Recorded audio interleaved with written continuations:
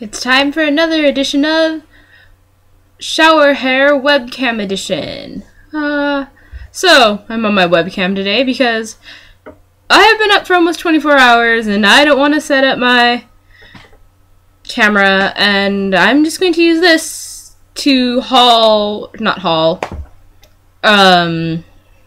do my wrap-up of my March books that I've read.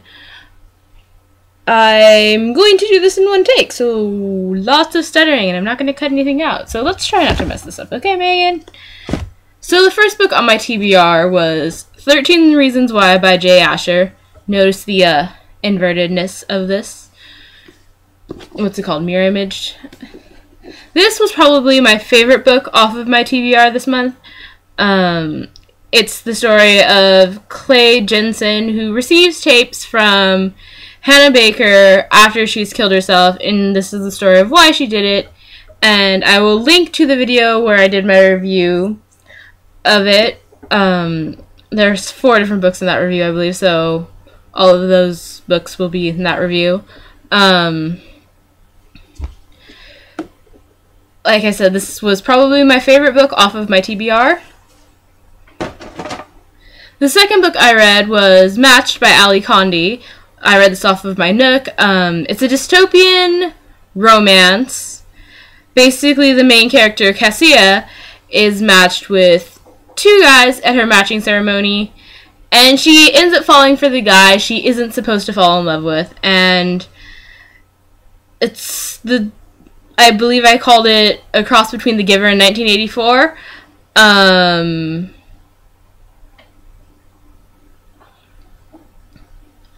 And I didn't like it as much, but that's primarily because I don't generally like stories where the primary focus is romance like Matched was.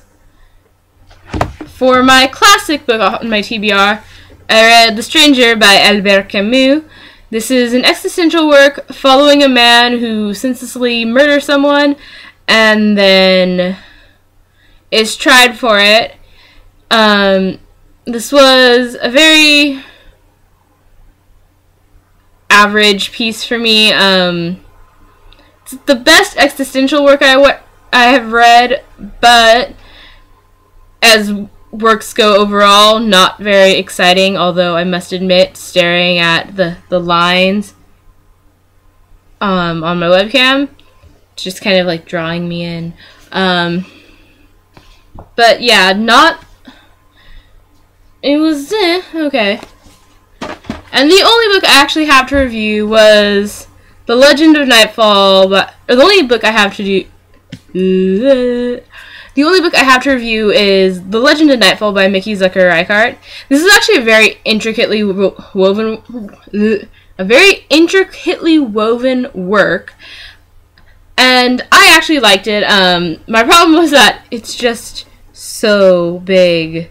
After reading YA, it's like 2 novels in one. I had actually read, this was my book guilt book. I'd actually read about half of this book before I stopped reading it the first time. So I only actually just skimmed through the first half of the book.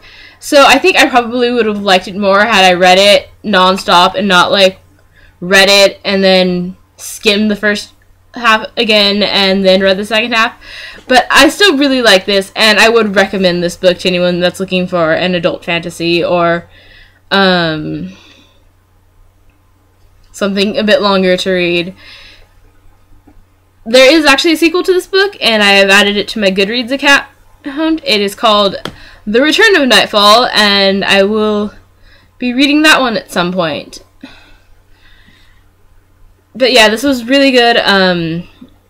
Adult fantasy. Nightfall is a thief. They call him a demon a lot because he has a reputation because his style of killing people is so common and copyable that he has like 4 times as many murders to his name as he's actually committed. And in this story, he is supposed to escort a prince to the other side of the country to get landed.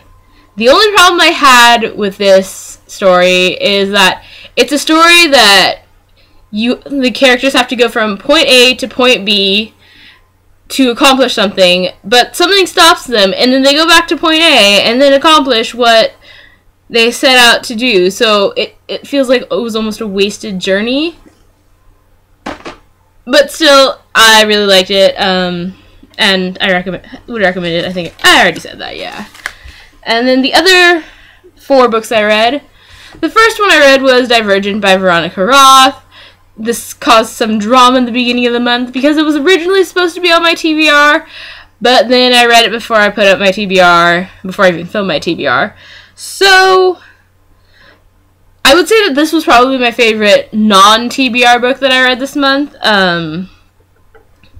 There's actually a sequel, Insurgent, as well, but I don't see myself reading that one anytime soon because it's going to be hard for me to get a copy of it. Divergent is about a girl who decides to change her destiny, basically, more or less. I will link to the review as well. The second book I read was Corsets and Crossbows by Alyxandra Harvey. This is a novella for the Drake Chronicle series, and my review of this was basically, it doesn't follow the traditional style of the Drake Chronicles, so it's a lot more... It's for the people who really like the series as opposed to someone's like, well, let's see if I like it. I don't even think you meet the characters in the story that... I don't even think you meet Rosalind or Dante in the actual Drake Chronicle series. It's like, this is an event of something that happened before. The third book I read was Secrets of Simplicity.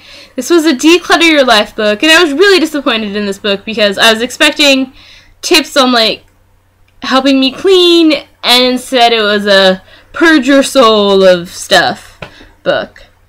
And the last book I read was Paper Towns by John Green, and I really like this book. I like this more than The Fault in Our Stars, but like I said, I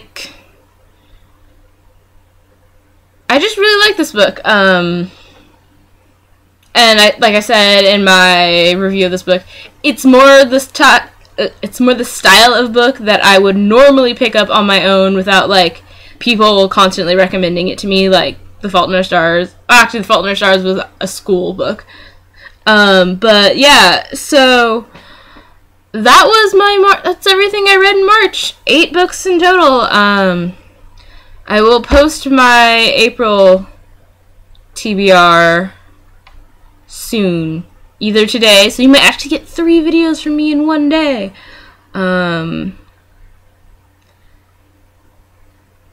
Or maybe tomorrow. But if you really want to know, go look on my Goodreads account, because I have the 9 books that I'm currently reading all up there. And until next time, TTYL.